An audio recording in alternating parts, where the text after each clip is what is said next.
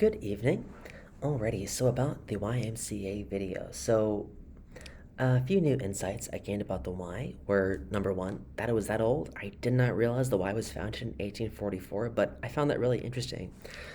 Especially the context in which it was founded. Like, I didn't really know how explicitly religious the founding was. That was founded by, what was the guy's name? George Williams, as kind of a refuge for men, kind of meant to be kind of a vice-free housing for men emigrating from the countryside to the city to work in the Industrial Revolution. I didn't know that. I thought that was really interesting. I also thought it was interesting how much they were involved, in particular with U.S. history. I mean, first of all, I didn't know that they were British, which I thought was kind of interesting. I guess though it makes sense, industrialization did hit Britain hardest the first, which that would necessitate such a service. But it was interesting to me how involved they were in U.S. history, in particular during the Civil War, where they provided resources and aid to both sides of the war. And then also during World War One, how invaluable they were in providing basic necessities and also comforts, like hot cocoa and hot meals and even cigarettes. Although they did tax those, I thought that was still interesting.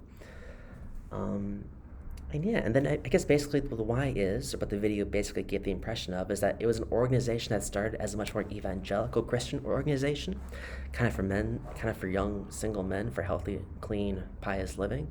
But then over time, it became more secularized, especially after World War One, and became more about. It took away less of the evangelical Christian part and emphasized more of the health part, more of the healthy living, clean living, and then became less centered around young single men and more centered around families and community health and community healthy activities. And then one thing that really inspired me was that it inspired me just to be more curious about other organizations, particularly the YWCA, as I know very little about that, but I'm very curious how similar its origins are to the YMCA. And then, as for if it's living up to George Williams' hopes and dreams, I don't know for sure if he really was as evangelical and pious as the video led on. It may not be quite up to snuff for him, but it is providing one half of his goal really well, which is providing, health education and helping people live better lives, which I think he would appreciate.